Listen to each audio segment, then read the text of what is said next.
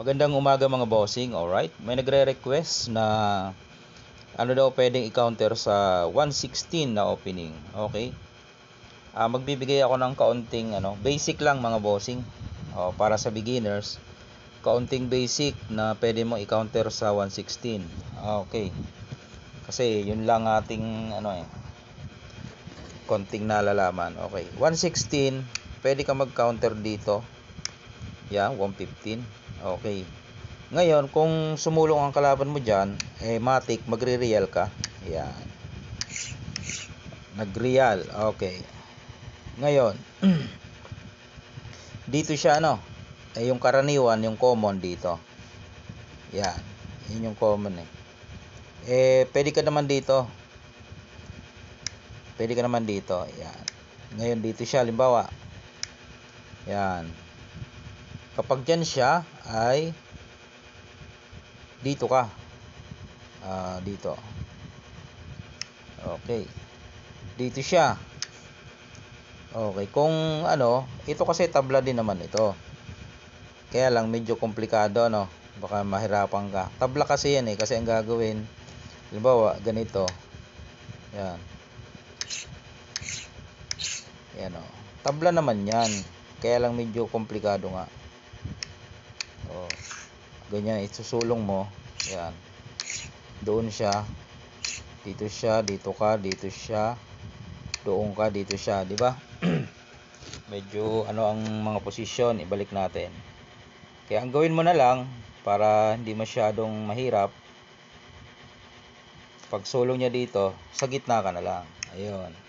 Ngayon, pag sumulong siya dito sa 9.5, ayan, ito yung basic.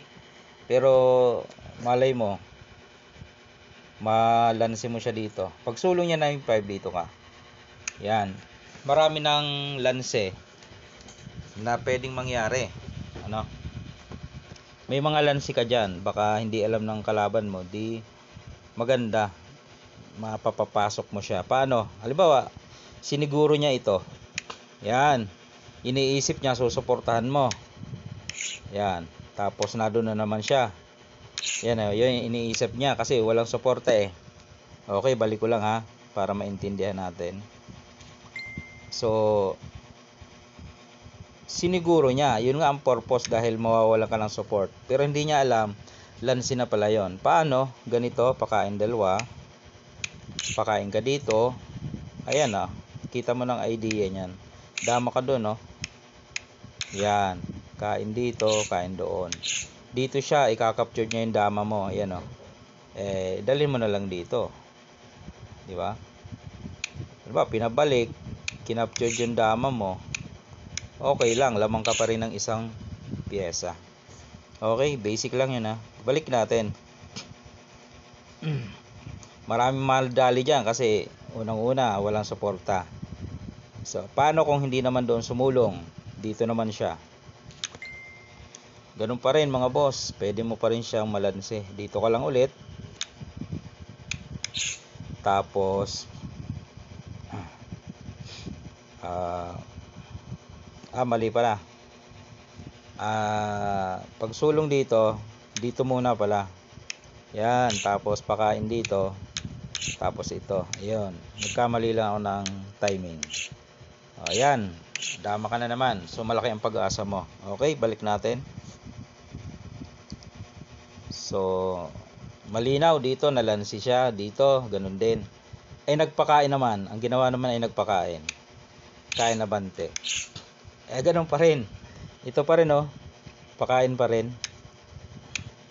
Tapos ayun dama ka na naman. So, pag mga beginners, madadali mo dyan. Okay? Aralin nyo na lang. Baka para makakuha pa kayo ng iba pang idea dyan. So, tatlo na yung lanse na pwedeng mangyari dito, dito, at yung nagpakain. Okay, dito naman. Siyempre, ito yung nagpahamak sa kanya kaya nagkaroon ng lanse inalis niya ngayon. Di papasok ka doon. Yun, pasok ka. Hindi naman pwedeng ito kasi sasaluhin mo lang. Dito siya. Doon ka naman. Okay. Tapos dito siya, pasok ka dyan. Ngayon kung magpa-atras yan, halimbawa lang magpa-atras, ay dito ka. Okay.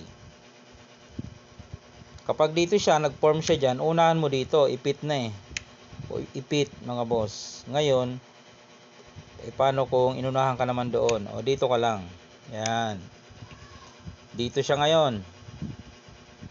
Ito ay mga halimbawa lang Kapag dyan, ayun, lansin na naman siya. Pakain mo to, dadama na siya Kain ka balik. Yun ikakain pa yung dama niya. Ayun. Yun yung mga possible mga bossing Nagbigay lang ako ng mga ilang halimbawa ng counter move sa 116. Marami kang madadali dyan, lalo mga beginners, kahit yung mga kasi yun nga doon sa unang dito ayan hindi agad pansinin yan agad unang papasok walang suporta. Akala niya susuportahan mo kasi mauubusan ka nga naman di ba? Wala ka nga namang suporta. Ayun ibig sabihin basic lamang mga bossing pwede mo pa rin namang aralin yan, baka madagdagan mo pa ng sarili mong idea. Alright, yun lamang mga bossing, kaunting kaalaman.